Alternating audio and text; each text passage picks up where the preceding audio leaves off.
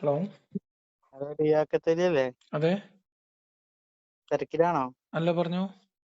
നമ്മള് ഇങ്ങനെ മതപരമായിട്ടുള്ള പല കാര്യങ്ങളും പറയുന്നുണ്ടല്ലോ, അതിനെ പറ്റി സംസാരിക്കാനാ? കുഴപ്പമുണ്ടോ? എന്താ കുഴപ്പം? ഞാൻ സംസാരിക്കണല്ലേ, ഞാൻ ഇപ്പൊ സംസാരിക്കാം. ഇപ്പൊ നിങ്ങള് പറയുന്നുണ്ട് പടച്ചോൻ ഇല്ല എന്നുള്ളത് നിങ്ങൾക്ക് ബോധ്യപ്പെട്ട കാര്യമാണല്ലോ. അതെ. അപ്പോ പടച്ചോൻ ഉണ്ട് എന്നതിന് വിശ്വസിക്കുന്ന ആളുകൾ അവർക്ക് അവരുടേതായ ഒരു വിശ്വാസം ഉണ്ടാവുമല്ലോ, അതെ, അള്ളാഹു ഉണ്ട് എന്നുള്ളത്. ആയിക്കോട്ടെ. ഇപ്പൊ ഫസ്റ്റ് അള്ളാഹു ജിബ്രീൽ എന്ന മലക്കിനെ നബിന്റെ അടുത്തേക്ക് അയച്ചിട്ടാണ് ഉം. അള്ളാഹു ഉണ്ട് എന്നുള്ള കാര്യം മുഹമ്മദ് നബി അറിയണത്. അങ്ങനെയുള്ള ചരിത്രം അല്ലെ? അങ്ങനെയാണ് കഥ. അങ്ങനെയാണ് കഥ. ഓക്കെ. അപ്പോ അങ്ങനെ വന്നു. പിന്നെ വഹി ഇറങ്ങി. അങ്ങനെ മക്കയിലെ ആളുകള് അത്ഭുതം കാണിക്കാൻ വേണ്ടി പറഞ്ഞ സമയത്ത് ചന്ദ്രനെ പിളർത്തി കാണിച്ചു തന്നു കഴിഞ്ഞാൽ ഞങ്ങൾ അള്ളാഹുവിൽ വിശ്വസിക്കാന്ന് പറഞ്ഞു. അത് ചരിത്രല്ലേ? അത് കേട്ടിട്ടില്ലേ? എന്നിട്ട് അപ്പൊ നബി ചന്ദ്രനെ പിളർത്തി കാട്ടി കൊടുത്തു. വിശ്വസിച്ചില്ല. അപ്പൊ കുറച്ചുപേര് വിശ്വസിച്ചു, കുറച്ചുപേര് വിശ്വസിച്ചില്ല. ചന്ദ്രനെ പിളർന്നത് കണ്ടിട്ട് ഇസ്ലാം സ്വീകരിച്ച സഹാബിമാരുടെ പേരെന്ന് പറയാം. പേര് എനിക്കറിയില്ല, പക്ഷെ വിശ്വസിച്ച ആളുകളുണ്ട്, ആരൊക്കെ? വിശ്വസിക്കാത്ത ആളുകളുണ്ട്. അപ്പൊ ആരൊക്കെ? അബൂജഹലും കൂട്ടരും വിശ്വസിച്ചിട്ടില്ല. അപ്പൊ അതല്ല ചരിത്രം. അങ്ങനെയല്ലേ? ചരിത്രത്തിൽ അങ്ങനെയാണല്ലോ. നിങ്ങൾ പറയേ. അത് ഒരു സംഭവം. ഒരു മിനിറ്റ്, നമുക്ക് ക്ലാരിറ്റി വരുത്തിയിട്ട് പോവാം. അപ്പൊ ചന്ദ്രനെ മുഹമ്മദ് നബി പിളർത്തി എന്ന് പറഞ്ഞിട്ട് കേരളത്തിലുള്ള ഒരാളെ കണ്ടിട്ട് ഇസ്ലാം സ്വീകരിച്ചു എന്ന് ചരിത്രം അല്ല, അത് പറയുന്നു. പോട്ടെ, അതിലേക്കൊക്കെ നമുക്ക് പോവാം. നിങ്ങൾ ഈ പറഞ്ഞ കാര്യത്തിന്, അതായത് ചന്ദ്രനെ പിളർത്തി കാണിക്കാൻ കുറേശികൾ ആവശ്യപ്പെട്ടു, അത് കണ്ടിട്ട് ചിലർ ഇസ്ലാം മതം സ്വീകരിച്ചു എന്നല്ലേ? അത് നമുക്ക് ക്ലാരിറ്റി വരുത്തിയിട്ട് നമുക്ക് കേരളത്തിലേക്ക് വരാൻ പോരെ? ആയിക്കോട്ടെ. അപ്പൊ അത് ആരൊക്കെയാണ് നമുക്ക് നോക്കാം. പിളർത്തിയോന്നും നമുക്ക് നോക്കണല്ലോ.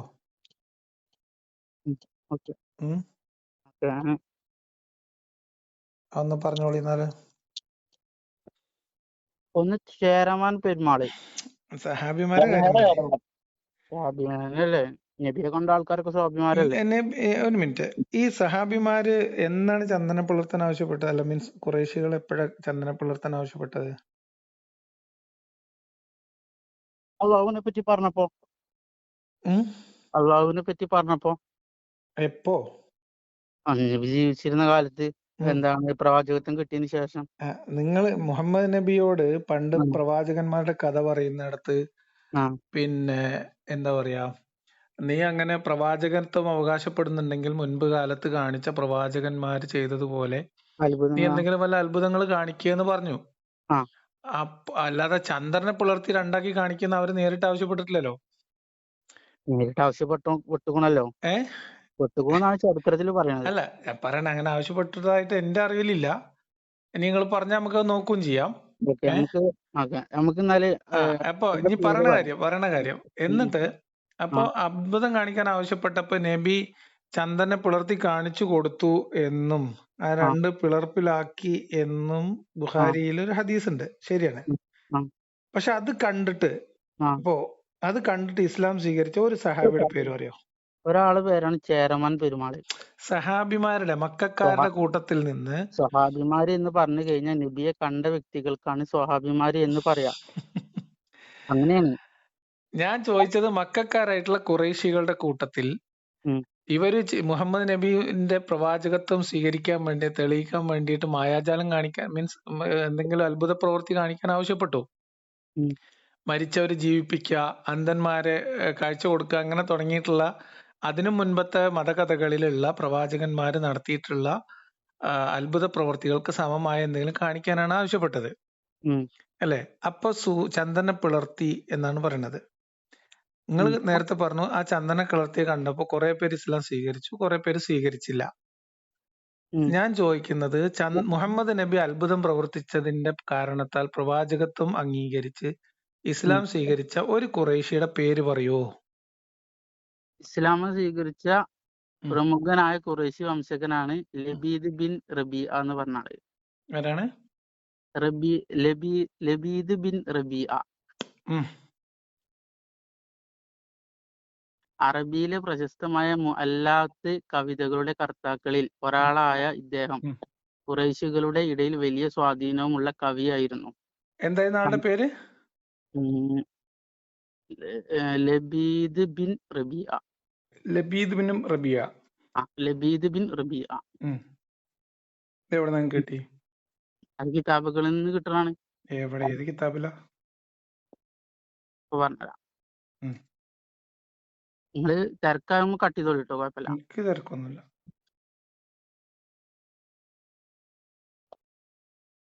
ഇതിലേ ഈ വ്യക്തി ഉണ്ടല്ലോ, ഇതിലിങ്ങനെ പറയണത് എന്താ വെച്ചാൽ ഈ വ്യക്തി ഇതില് പറയണ എവിടെ പറയണത്? കിതാബുകളിൽ പറയണത്. ഏത് കിതാബില്? കിതാബ് പറഞ്ഞുതരാം. ഇയാള് അപ്പൊ നിങ്ങള് പറഞ്ഞത് ശരിയാണ്. എന്താ ചന്ദ്രൻ പുലർത്തിയ സമയത്ത് ആരും തന്നെ ഇസ്ലാം മതം സ്വീകരിച്ചിട്ടില്ല എന്നുള്ള കാര്യം ശരിയാണ്. അപ്പൊ അതായത് ഖുറൈശികൾ ആവശ്യപ്പെട്ടതിന് പ്രകാരം മിറാക്കിൾ കാണിച്ചപ്പോ പിന്നെ ഖുറൈശികൾ അത് കണ്ടിട്ട് അങ്ങനെ ചെയ്തു എന്നും അങ്ങനെ അത് കണ്ടിട്ട് ആരും ഇസ്ലാം മതം സ്വീകരിച്ചില്ല എന്നുമാണ് ചരിത്രരേഖ. അല്ലേ? പക്ഷെ അതേ സമയത്ത് എവിടെയാണ് ചന്ദ്രൻ പിളർന്നു? നിങ്ങൾക്ക് എവിടുന്ന് ചന്ദ്രൻ പിളർന്നു എന്നുള്ളതിന്റെ തെളിവ് കിട്ടിയത്? അത് മദ്രസ പഠിപ്പിച്ചാണ്. മദ്രസയിൽ പഠിപ്പിച്ചിട്ടുണ്ട് ചന്ദ്രൻ പുലർത്തിയ സംഭവത്തിൽ. മുഹമ്മദ് നബി അങ്ങനെ പ്രത്യേകിച്ച് പ്രത്യക്ഷ ദൃഷ്ടാന്തം പിന്നെ ഇറക്കി കൊടുത്തിട്ടില്ല. ഖുർആൻ മാത്രമാണ് പ്രവാചകന്റെ മോചിതത്ത്, പ്രധാനപ്പെട്ട മോചിതത്ത് എന്ന് ഖുർആൻ തന്നെ പലയിടത്ത് പറയുന്നില്ലേ? ഇല്ലേ? നബി തന്നെയാണ് ഖുർആൻ. പറഞ്ഞോളി. നബി പ്രവാചകന്റെ ഏറ്റവും വലിയ മോചിതത്ത്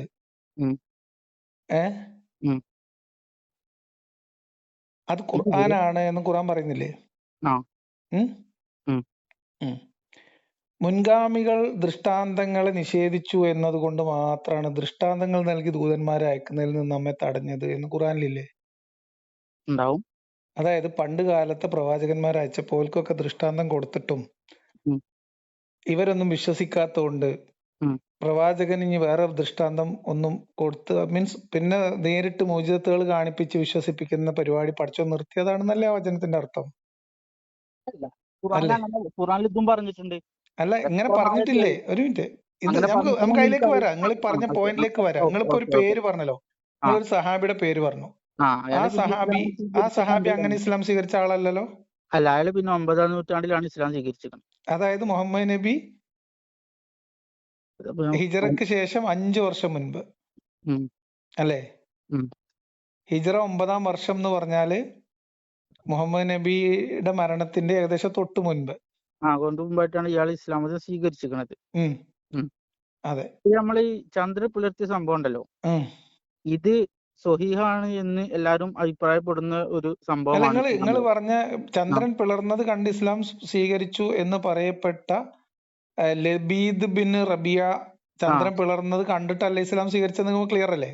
അല്ല, അയാളത് കണ്ടിട്ടുണ്ട്, പക്ഷെ അയാളത് അപ്പൊ സ്വീകരിച്ചിട്ടില്ല. അതായത് ആ കാരണം കൊണ്ട് ഇസ്ലാം സ്വീകരിച്ചു എന്ന് നിങ്ങൾ പറഞ്ഞ വാദം തെറ്റാണ്, നിങ്ങൾ എന്നെ സമ്മതിച്ചു? തെറ്റാണ്, സമ്മതിച്ചു. ശരി. ഇനി ഞാൻ നിങ്ങളോട് പറയുന്നത്, പിന്നെ ഈ പറയപ്പെടുന്ന 2-3 ഖുർആൻ സൂറത്തുകൾ ഞാൻ പറയാം, നിങ്ങൾ അതിന്റെ വായിച്ചതിന് അർത്ഥം ഒന്ന് പറയണം. 17:59. ഒരു സെക്കൻഡ്. 17:59. ഇസ്രായേൽ അധ്യായം 17:59 വചനം.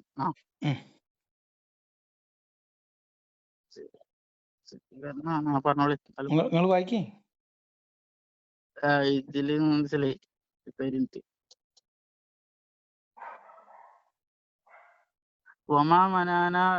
മലയാളം പറയാം.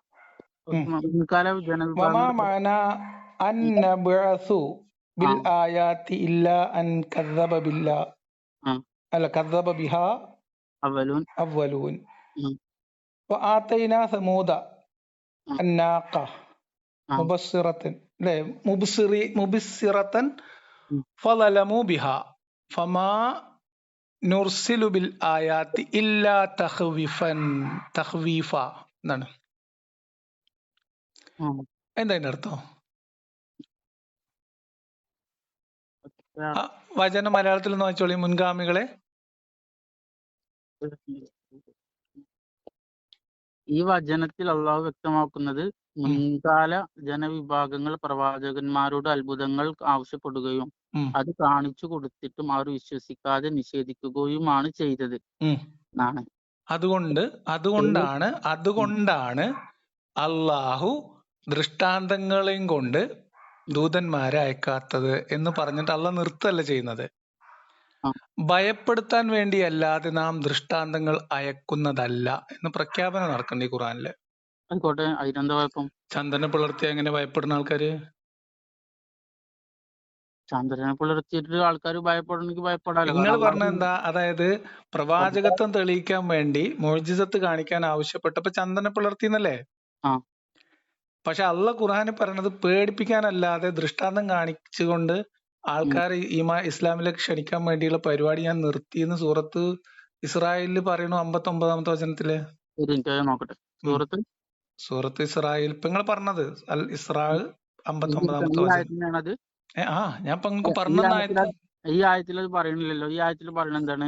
മുൻകാല ജനവിഭാഗങ്ങൾ പ്രവാചകന്മാരുടെ അത്ഭുതങ്ങൾ എന്ന് പറഞ്ഞ എന്താ അർത്ഥം? വമാനുർസിലു പറഞ്ഞ എന്താ? വമാനുർസിലു അത് ഈ ആയത്തിലാണോ? അതേ ആയത്തിന്റെ അവസാനത്തെ ഭാഗം നോക്കി.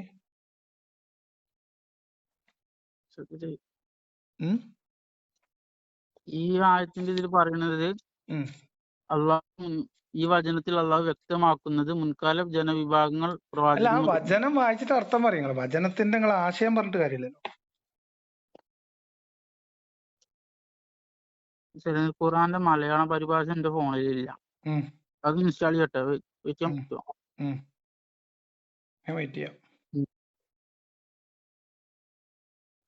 വേറൊരു ഫോണിലുണ്ട്, എന്തിനാ ഇൻസ്റ്റാൾ ചെയ്തിട്ടില്ല. അതുകൊണ്ടോ? അത് കുഴപ്പമില്ല.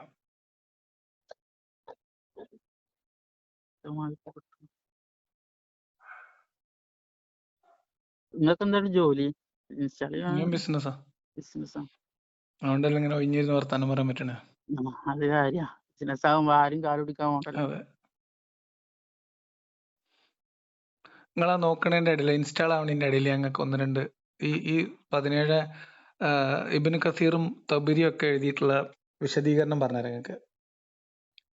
ഈ വചനത്തിന്റെ വിശദീകരണം സൂറത്ത് ഇസ്രായേൽ 59-ാമത്തെ വചനം.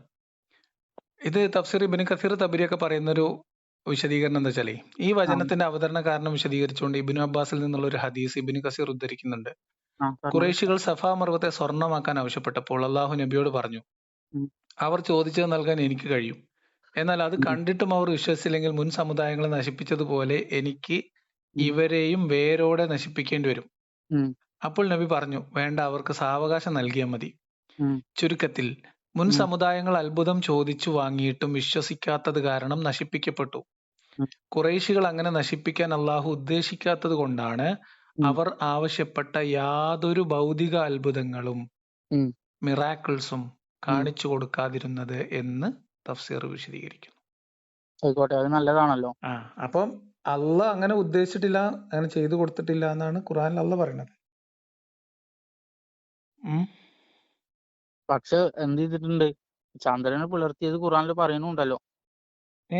ചന്ദ്രനെ പുലർത്തിയ കാര്യം ഖുർആനിൽ ഒരു ആയത്തിൽ പറയുന്നുണ്ട്. ഏത് ആയത്തെന്ന് എനിക്കറിയില്ല. അതിലേക്ക് നമുക്ക് വരാം. ചന്ദ്രനെ പുലർത്തിയ ആയത്തൊക്കെ നിങ്ങൾക്ക് ഞാൻ പറഞ്ഞുതരും. അതൊന്നും കുഴപ്പമൊന്നുമില്ല. അതായത് പിന്നെ രണ്ടാമത്തെ ഒരു ഇപ്പൊ നിങ്ങൾ ഈ ആയത്ത് കിട്ടിയിട്ട് വേണം നമുക്ക് അടുത്ത ആയത്തേക്ക് പോകാൻ. ആയിക്കോട്ടെ. ഈ ആയത്ത് ഏത് സൂറത്ത് ഏതാ പറഞ്ഞു? ഇസ്രായേലിലെ എത്രാമത്തെ? ഇസ്രായേൽ 59, 5-9. സൂറത്ത് ഷറ ആണല്ലോ. അഷറാണല്ലോ 59 കാണിക്കണത്. 59-ാമത്തെ വചനാണ് 17-ാമത്തെ സൂറത്ത് അൽ ഇസ്രാ. 59-ാമത്തെ വചനം. ഒരു മിനിറ്റ് ഒന്ന് ഹോൾഡ് ചെയ്യോ? കട്ട് ചെയ്യണ്ട കേട്ടോ. കുഴപ്പമില്ല.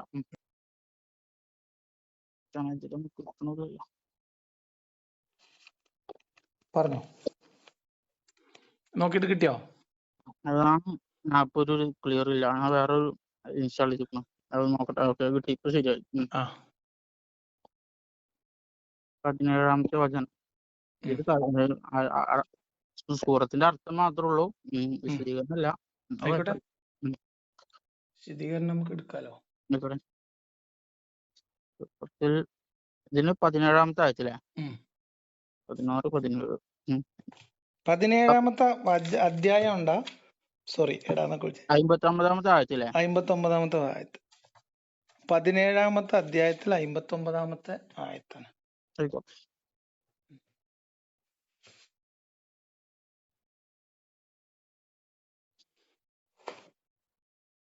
59 വമാ വനഅന അൻ നുർസിലൽ ബിൽ ആയാത്തി അല്ലേ? വമാ മനഅന അൻ നുബ്അസ ബിൽ ആയാത്തി ഇല്ലാ അൻ കദ്ദബ ബിഹൽ അവ്വലൂൻ ഫആതൈനാ സമൂദൻ നാഫഖു മുബ്സിറതൻ ഫളലമു ബിഹാ ഫമാ നുർസില ബിൽ ആയാത്തി ഇല്ലാ തഖ്വീഫാ.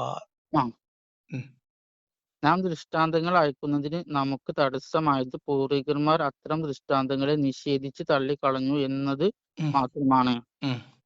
നാം ദമൂദ് സമുദായത്തിന് പ്രത്യക്ഷ ദൃഷ്ടാന്തമായിക്കൊണ്ട് ഒട്ടകത്തിന് നൽകുകയുണ്ടായി. എന്നിട്ട് അവർ അതിന്റെ കാര്യത്തിൽ അക്രമം പ്രവർത്തിച്ചു. ഭയപ്പെടുത്താൻ മാത്രമാകുന്നു നാം ദൃഷ്ടാന്തങ്ങൾ അയക്കുന്നത്. ഭയപ്പെടുത്താൻ മാത്രമാകുന്നു ദൃഷ്ടാന്തങ്ങൾ അയക്കുന്നതെന്നല്ല, ഭയപ്പെടുത്താൻ വേണ്ടി അല്ലാതെ നാം ദൃഷ്ടാന്തങ്ങൾ അയക്കുന്നതല്ല. അതാണ് വചനത്തിന്റെ ശരിയായ അർത്ഥം. അല്ല, അത് കുഴപ്പമില്ല. രണ്ടും ഏകദേശം ഒരു അർത്ഥം ആയതുകൊണ്ട് നമുക്ക് അങ്ങനെ വിടാം. ആയിക്കോട്ടെ. അതെന്ന് പറഞ്ഞാൽ പടച്ചോൻ ഇതിനകത്ത് പറയുന്നത് ദൃഷ്ടാന്തങ്ങൾ കാണിക്കാൻ ഖുറൈശികൾ ആവശ്യപ്പെട്ടപ്പോ അള്ളാഹ് ഇറക്കി കൊടുത്ത ആയത്ത് നമ്മൾ ദൃഷ്ടാന്തങ്ങളായിട്ട് ആളെ പറഞ്ഞേക്കാത്തത്. മുമ്പൊക്കെ നമ്മൾ ദൃഷ്ടാന്തം കാണിച്ചു കൊടുത്തിട്ട് ആരും വിശ്വസിച്ചില്ല. പിന്നെ എന്തിനാണ്, പിന്നെ അവരെ നശിപ്പിക്കേണ്ടി വരും. അപ്പോ എന്തിനു വേണ്ടിയിട്ടാണ് അങ്ങനെ അതുകൊണ്ട് നമ്മൾ ആ പരിപാടി നിർത്തി എന്നും ഭയപ്പെടുത്താനല്ലാതെ ഇനി ദൃഷ്ടാന്തമില്ല എന്നുമാണ് അള്ളാഹ് പറയുന്നത്. അപ്പൊ പിന്നെ ഖുറൈശികൾ ചോദിച്ച പാടെ ചന്ദന പിളർത്തി കാണിച്ചു കൊടുത്തു എന്ന് പറയുന്നതിനകത്ത് ഒരു ലോജിക്കൽ മിസ്റ്റേക്ക് ഉണ്ടത്. ഖുർആൻ വിരുദ്ധമാണ്. ഒന്നാമത്തെ പോയിന്റ്. ഇല്ല, കഴിഞ്ഞിട്ടില്ല. നമുക്ക് 3 വചനങ്ങൾ പരിശോധിച്ചിട്ട് നമുക്ക് അതിന്റെ സാധ്യതയിലേക്ക് പോവാം. രണ്ടാമത്തെ ഒരു ഖുർആൻ വചനാണ് സൂറത്ത് അൻകബൂത്തിൽ 50-ാമത്തെ വചനം. അൻകബൂത്ത് എത്രാമത്തെ ആയത്താ? സൂറത്ത് അറിയോ? 29-ാമത്തെ. എത്രാമത്തെ ആയത്താണ്? 50, 50. വഖാലു ലൗലാ അല്ലേ? വഖാലു ലൗലാ ഉൻസില അലൈഹി ആയാത്തും മിർ റബ്ബിഹി.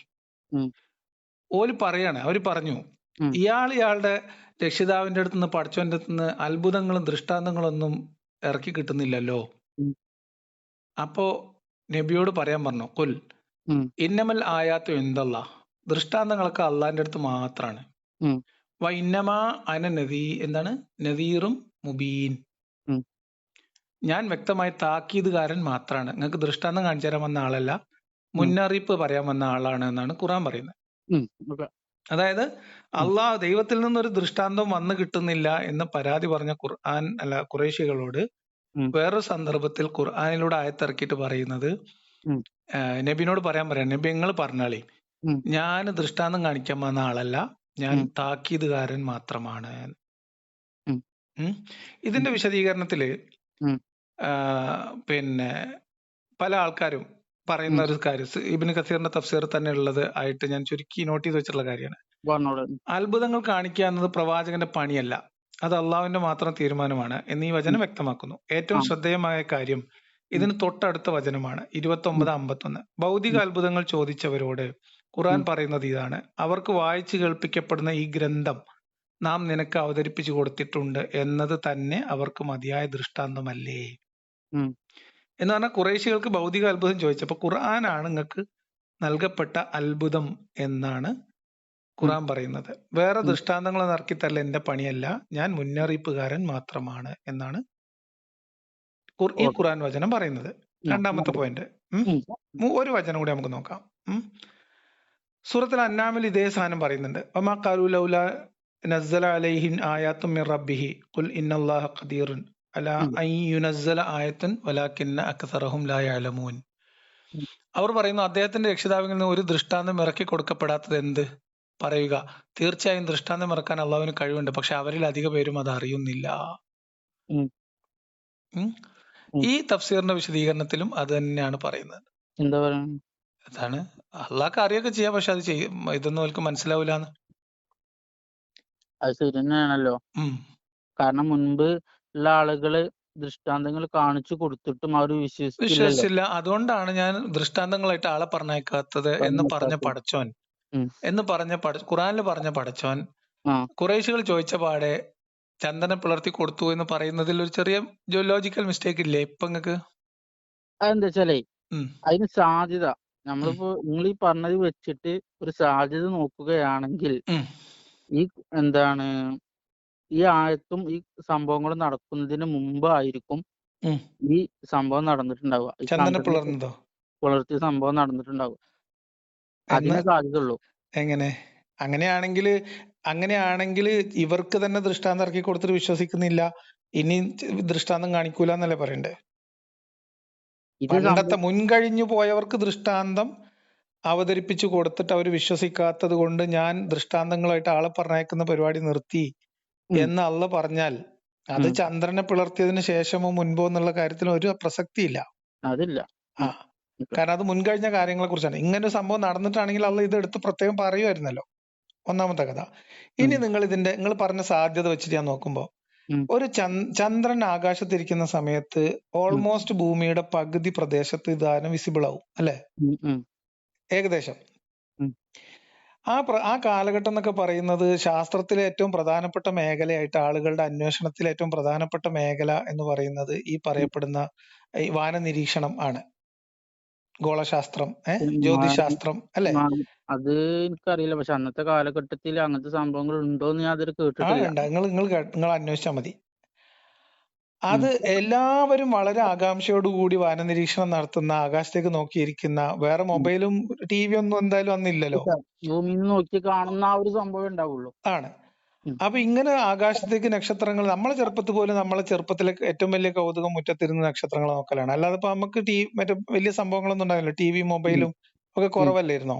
ഉം. അപ്പൊ രാത്രിയുടെ കൗതുകം എന്ന് പറഞ്ഞാൽ നക്ഷത്രം, ആകാശം, അമ്പിളിയമ്മാവൻ. പണ്ട് കുട്ടികളൊക്കെ ചോറ് കൊടുക്കാൻ വേണ്ടി അമ്മമാര് മുറ്റത്തേക്ക് ഇറങ്ങിയിട്ട് അമ്പിളിമാമനെ കാണിച്ചു കൊടുക്കുക ചെയ്യാ. ഉം. ഉം. ഉം. ഇപ്പോഴല്ലേ കാത്തും പോത്തും ഒക്കെ വന്നത്. ഉം. അപ്പോ ഇങ്ങനെയുള്ള ഒരു കാലഘട്ടത്ത് ഉം. ഇങ്ങനെ ഒരു ചന്ദ്രൻ അവിടെ പിളർന്നാല് അതൊരു ഉം. ചരിത്ര സംഭവമാകും. അതൊരു മിറാക്കിളാണ്. ഉം. ലോകത്ത് ഇസ്ലാമികമായിട്ടുള്ള ആ ഒരു പ്രദേശത്ത് 4 ഖുറൈശികള് ധിക്കാരികൾ വിശ്വസിച്ചില്ലെങ്കിലും ഉം. ലോകത്ത് മറ്റെവിടെയെങ്കിലും ഇത് ഏതെങ്കിലും തരത്തിൽ രേഖപ്പെടുത്തിയപ്പെട്ടതിന്റെ എന്തെങ്കിലും ഒരു ചരിത്ര രേഖ ഉണ്ടാവും. ചേരമാൻ പെരുമാളിന്റെ കഥ പറഞ്ഞത്. അപ്പൊ അതിലേക്ക് നമുക്ക് വരാം. ഓക്കെ. ആ കാലഘട്ടത്തിൽ എന്ന് പറഞ്ഞാൽ ഈ ജ്യോതിശാസ്ത്രം, നക്ഷത്ര നിരീക്ഷണമൊക്കെ ഒരുപാട് മുന്നിലുള്ള പ്രദേശങ്ങൾ. ഈ റോമ, പിന്നെ ഗ്രീക്ക്, പേർഷ്യ, ചൈന, ഈവൻ ഇന്ത്യയിൽ പോലും ഉം. ഇത്തരം വാനനിരീക്ഷക അല്ലെങ്കിൽ നമ്മുടെ ഈ ജ്യോതിശാസ്ത്ര മേഖല ഭയങ്കരമായിട്ട് ഇങ്ങനെ അതൊരു പ്രധാന മേഖലയായിട്ട് നിൽക്കുന്ന സമയമാണത്. ഉം. അപ്പൊ ഇങ്ങനെ ഒരു സംഭവം നടന്നതായി എവിടെയും ചരിത്രപരമായി രേഖപ്പെടുത്തപ്പെട്ട ഒരു തെളിവും ഇന്ന് വരെ ഞാൻ അന്വേഷിച്ച് കണ്ടെത്തിയിട്ടില്ല. ഉം. നിങ്ങളും അന്വേഷിച്ചോളി, കിട്ടാൻ സാധ്യതയില്ല. അപ്പൊ നമ്മൾക്ക് ആകെയുള്ളത് എന്റെ ഒരു അഭിപ്രായം, എന്റെ ഒരു അറിവ് വെച്ചിട്ട് പറയാന്നുണ്ടെങ്കിൽ അക്കാലഘട്ടങ്ങളില് ടെക്നോളജി ഒന്നും ഇല്ല. ഉം. ഏഹ് ഇപ്പൊ നിങ്ങൾ ആളുകള് പറഞ്ഞ ചേരമാൻ പണിയെടുക്കുക പെരുമാളിന്റെ കഥ, ഈ മാത്രം. ചേരമാൻ പെരുമാളിന്റെ കഥ ഇത് ഉം. പിൽക്കാലത്ത് പറഞ്ഞു കേട്ട നമ്മളെ നാട്ടിൽ രൂപപ്പെട്ട ഒരു നാടോടി കഥ എന്നതിനപ്പുറത്തേക്ക് ഉം. ഇത്തരത്തിൽ ഒരു ചേരമാൻ പെരുമാൾ അവിടെ വന്ന് ഇസ്ലാം സ്വീകരിച്ചു എന്നതിന് ഏതെങ്കിലും ഉം. തരത്തിൽ ഇസ്ലാമികമായിട്ടുള്ള പ്രമാണങ്ങളിലോ അന്നത്തെ കേരളത്തിന്റെ ചരിത്രത്തിലോ യാതൊരു തെളിവില്ല. എന്ന് മാത്രമല്ല, ഉം. ചരിത്രകാരനായിട്ടുള്ള ആളുടെ പേര് ഞാൻ മറന്നുപോയി. നമ്മളെ കേരളത്തിലെ ഉം. മലയാളിയായിട്ടുള്ള ഒരു സുപ്രസിദ്ധ ചരിത്രകാരൻ ഈ പറയപ്പെടുന്ന കാര്യം, അതായത് ഉം. ഇവിടുന്ന് അറബ് നാട്ടിലേക്ക് പോയി ഇസ്ലാം സ്വീകരിച്ച ആരും ഇല്ല എന്നല്ല, ഇങ്ങനെ ഉം. ആ കാലഘട്ടം നിങ്ങൾ ഈ പറയപ്പെടുന്ന ചന്ദന പിളർത്തി എന്ന് ഉം. പറയപ്പെടുന്ന കാലഘട്ടത്ത് ഇങ്ങനെ ഒരു ഉം. ചേരമാൻ പെരുമാള് ഉം. ഇവിടുന്ന് ഇത് കണ്ട് അങ്ങോട്ട് പോയതിന് ചരിത്രപരമായി യാതൊരു തെളിവുമില്ല ഉം. എന്ന് മാത്രം. നമ്മളെ നാട്ടില് ഈ പാതാളത്തിലേക്ക് ചവിട്ടി താഴ്ത്തിയ മാവേലി ശരിക്കും അങ്ങനെ ചവിട്ടി താഴ്ത്തിയതെന്നല്ല, അതിങ്ങനെ ചന്ദന പിളർത്ത് പോയി അങ്ങോട്ട് പോയതാണ് എന്നുള്ളൊരു കഥ നമ്മുടെ നാട്ടിലൊക്കെ പൊതുവേ ഉണ്ട്, ഉം. അല്ലേ? ഉം. ഇത് രണ്ടും കാലഗണനയൊന്നും ഒത്തുവരുന്നില്ല എന്ന് വളരെ കൃത്യമായിട്ട് ചരിത്രങ്ങളിൽ വിശദീകരിച്ചുകൊണ്ട് ഇവിടുത്തെ ചരിത്രകാരന്മാർ പോലും എഴുതിയിട്ടുണ്ട്. ഇനി നിങ്ങൾ പറയുന്നത് ഖുർആൻ ഖമറിലായിരിക്കും അല്ലെ? സമറോ? സൂറത്തു ഖമറിലല്ലേ ഈ ഉം. പിന്നെ ചന്ദ്രൻ പിളർന്നു ഉം. എന്ന് പറയുന്ന വാചകം ഉള്ളത്? ഞാനത് പഠിച്ചിട്ടുള്ളൂ. ഏഹ് ഏതാണെന്ന് എനിക്കറിയില്ല. പഠിച്ചിട്ടുള്ളൂ. ഉം. നമുക്ക് നോക്കാം. ഇത് പ്രശ്നമല്ല. ആ ഉം. അതായത് അത് പിന്നെ എന്താ പറയാ, ലോകാവസാനത്തിന്റെ അടയാളം പറയുന്നിടത്ത് ലോകാവസാനം അടുത്തു, ചന്ദ്രൻ പിളരുകയും ചെയ്തു എന്ന് പറയുന്ന പ്രയോഗം ഏതെങ്കിലും ഒരു ദിവസം മുഹമ്മദ് ചന്ദ്രനെ പിളർത്തി കൊടുത്തതിനെ കുറിച്ചാണ് എന്ന് മറ്റെന്ത് തെളിവുള്ളത്? അതേ സമയത്ത് ഖുറാന്റെ പല പ്രയോഗങ്ങളും പിന്നെ ഈ വരാനിരിക്കുന്ന കാര്യങ്ങളെ വർത്തമാനത്തിൽ പറയുന്ന അല്ലെങ്കിൽ പിന്നെ ഭൂതകാലത്തിൽ പറയുന്ന ഇഷ്ടംപോലെ പ്രയോഗങ്ങൾ ഖുറാനിലുണ്ട്.